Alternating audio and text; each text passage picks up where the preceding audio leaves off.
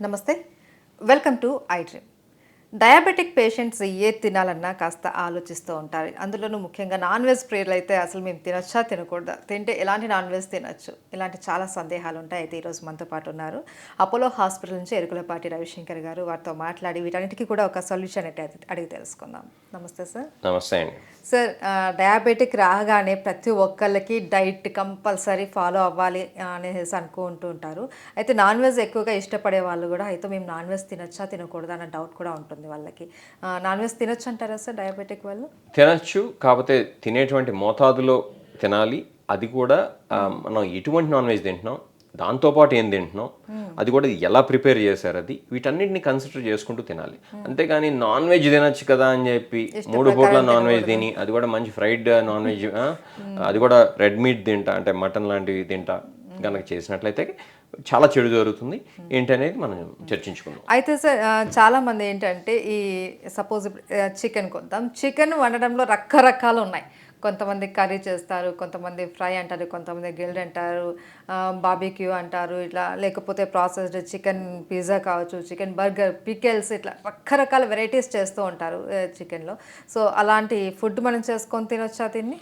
ముందుగా అసలు మాట్లాడుకోవాల్సింది అసలు నాన్ వెజ్లో రకాలు ఏంటి. యూజువల్గా కామన్గా తిని కొంతమంది చెప్తా ఉంటారు, I eat anything that crawls or moves అని చెప్పి. అంటే కదిలేదు ఏదైనా తింటారనమాట మనిషిని తప్పితే. ఓకే, అదొకటే వదిలేశారు. ఓకే, మన అలాగనే చూసినట్లయితే అలా ఏది పడితే తినకూడదు. యూజువల్గా ఏంటంటే నాన్ వెజ్లో తినేది చికెన్, ఓకే, ఫిష్ తింటూ ఉంటారు, మటన్ తింటూ ఉంటారు, ప్రాన్స్, క్రాబ్స్, సీ ఫుడ్ అని చెప్తూ ఉంటారు. ఇవి కూడా తింటారు. ఇంకా ఆయిస్టర్స్ లిమిట్ లేదు. క్రొకడైల్ తినటువంటి ఫ్రెండ్స్ కూడా ఉన్నారు. ఓకే, సో నేను ఇప్పుడు ఇక అలా అయితే పాములు దాని లిమిటే లేదు. లోకస్, ఇన్సెక్ట్స్ అన్ని తింటూ ఉంటారు. నేను చెప్పేది ఏంటంటే చికెన్, ఫిష్ కామన్ తినే వాటి గురించి మాత్రమే మాట్లాడబోతున్నాను. ఓకే, సో మనం ఎటువంటి నాన్ వెజ్ తింటున్నాం అనేటువంటి విషయానికి వచ్చినట్లయితే కనుక సీ ఫుడ్స్ తినచ్చు, చికెన్ తినచ్చు. అట్లనే మనం సీ ఫుడ్ కింద వస్తుంది కాబట్టి ఫిష్ తీసుకోవచ్చు.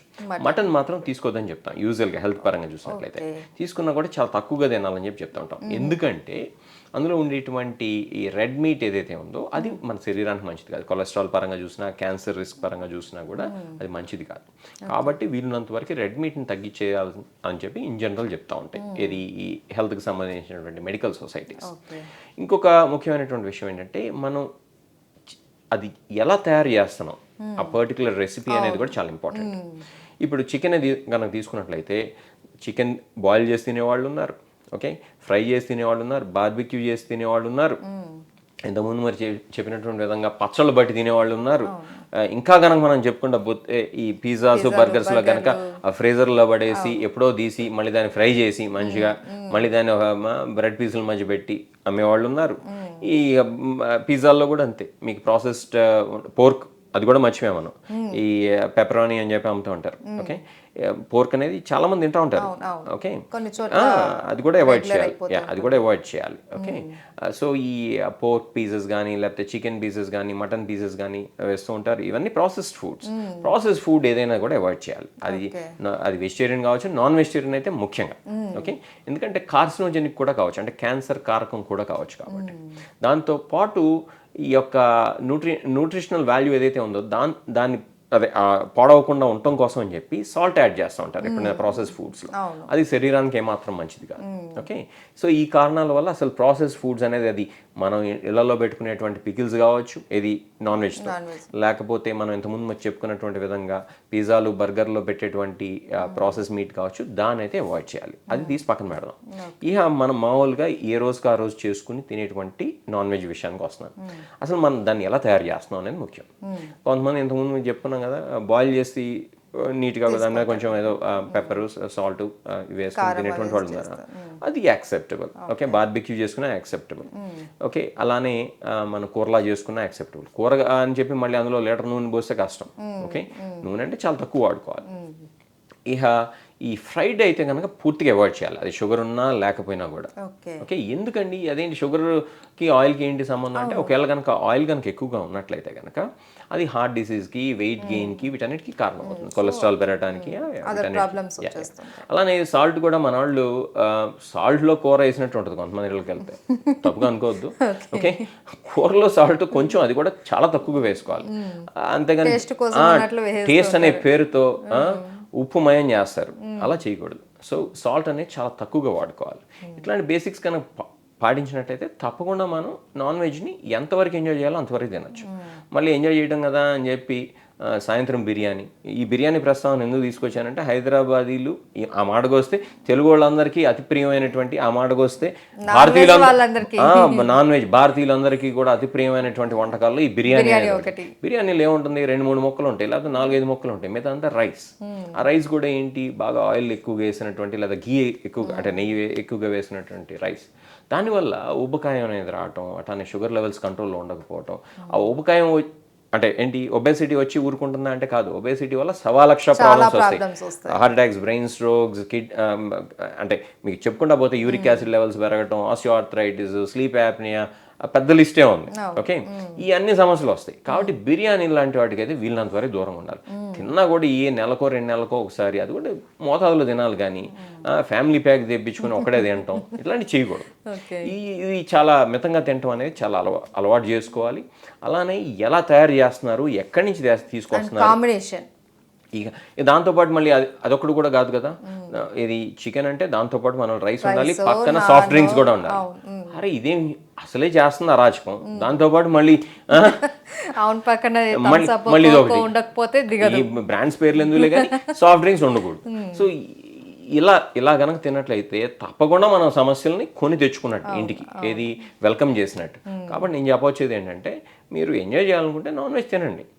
ఓకే, మంచి ప్రోటీనేషియస్ ఫుడ్, అది కూడా లిమిటెడ్ క్వాంటిటీలో తినాలి, అది కూడా తినాల్సినటువంటి విధంగా చేసుకుని తినాలి. అంతేగాని ఈ ప్రాసెస్ ఫుడ్స్ తినటం, అట్లానే పికిల్స్ లాగా చేసుకుని తినటం ఇళ్లలో, లేకపోతే ఇంతకుముందు మనం చెప్పుకున్నాం కదా, మంచి హెవీ క్వాంటిటీ ఆఫ్ రైస్, మళ్ళీ దాంతో పాటు పక్కన సాఫ్ట్ డ్రింక్స్ పెట్టుకుని తినటం, ఇట్లా చేసుకోకూడదు.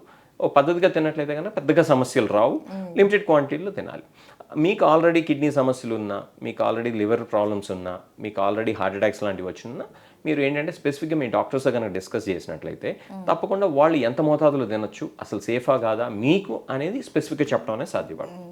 అయితే సార్, ఇప్పుడు చికెన్ విషయానికి వస్తే కొంతమంది డాక్టర్స్ సజెస్ట్ చేస్తారు, చికెన్లో పర్టికులర్గా కొన్ని పార్ట్స్ ఉంటాయి, అది మాత్రం తినండి, కొన్ని అవాయిడ్ చేయండి అని అనేసి అంటూ ఉంటారు. అది నిజమేనా సార్? అవును, ఎందుకంటే చాలా మంది స్కిన్ తింటూ ఉంటారు తెలియక.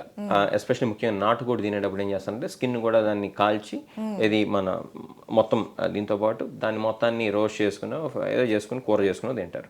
స్కిన్లో ఆయిల్ ఎక్కువ ఉంటుంది. ఓకే, ఆ ఫ్యాట్ కాంటెంట్ అనేది ఎక్కువగా ఉంటుంది. సో స్కిన్ని వీళ్ళంత వరకు అవాయిడ్ చేయాలి. ఇక బ్రెస్ట్ పీసెస్ అనేది బెస్ట్ పీసెస్ అనమాట ఇన్ జనరల్ చికెన్ విషయానికి వచ్చినట్లయితే. ఎందుకంటే హై ప్రోటీన్ ఉంటుంది, ఫ్యాట్ అనేది మినిమల్ ఉంటుంది. అట్లానే నెక్స్ట్ లెగ్ పీసెస్, ఇట్లా మనం చెప్పుకోవాల్సి ఉంటుంది. ఈ వింగ్స్ ఇలాంటి వాటికి అందులో పెద్ద ఉండదు, ఇది కావాల్సిన ప్రోటీన్, ఫ్యాట్ లాంటివి ఇట్లాంటివి అయితే కనుక ఇతరత్ర భాగాల్లో ఎక్కువగా ఉంటుంది, ఏది బ్రెస్ట్తో పోలిస్తే. కాబట్టి chicken breast is the best అని చెప్పుకోవాల్సి ఉంటుంది చికెన్ విషయానికి వచ్చినట్లయితే.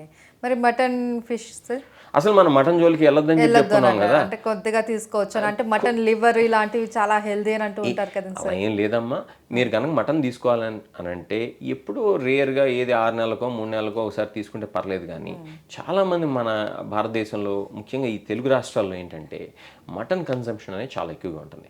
ఆ మటన్ బిర్యానీ అంటే బాగా ఇష్టపడుతుంటారు. దాంట్లో వేసేటువంటి ఆయిల్స్ కానీ లేకపోతే ఘీ కానీ కూడా మంచిది కాదు. కాబట్టి రెడ్ మీట్ ఇన్ జనరల్ ఎంతగా అవాయిడ్ చేస్తే హెల్త్ పరంగా గుండె జబ్బులకు కావచ్చు, క్యాన్సర్ రిస్క్ కావచ్చు, అంత మంచిది. అట్లానే మీరు ఫిష్ అడిగారు, ఫిష్ అయితే కనుక తీసుకుంటే మంచిది. అదే ఫిష్ విషయానికి వచ్చినట్లయితే చాలామంది ఫిష్ మంచిదని చెప్పారు డాక్టర్ గారు అని చెప్పి మంచిగా డీప్ ఫ్రై చేసి అందులో కొంచెం ఇంకొంచెం దాంట్లోనే ఇప్పుడు సీ ఫిష్ కనుక తీసుకున్నట్లయితే ఆల్రెడీ అందులో సాల్ట్ ఉంది. మన వాళ్ళు ఇంకొంచెం సాల్ట్ యాడ్ చేసి ఇంకొంచెం కారం మసాలా మొత్తం వేసి సాయంత్రానికి కడుపులో మంట వస్తుంది, ఇంకొద్ది రోజులకి హార్ట్ అటాక్ వస్తుంది, తర్వాత బ్రెయిన్ స్ట్రోక్ వస్తుంది. ఇవన్నీ రాకూడదని అంటే అది లిమిటెడ్ క్వాంటిటీలో, అది కూడా కుక్ చేయాల్సినటువంటి విధంగా కుక్ చేసి తిన్నట్లయితే కనుక సమస్యలు రాకుండా ఉంటాయి. ఓకే. ఏదైనా సరే మితంగా తింటే ఆరోగ్యం, అమితంగా తింటే విషం అంతే అనేది కదా అన్నట్టు మనం కూడా ఏది ఎలా తీసుకోవాలి, ఎంత క్వాంటిటీలో తీసుకోవాలి అన్నది కూడా మనం ఆలోచించి తీసుకోవడం అన్నది చాలా మంచిది. Right. Okay. Thank you so much sir. Pleasure అండి.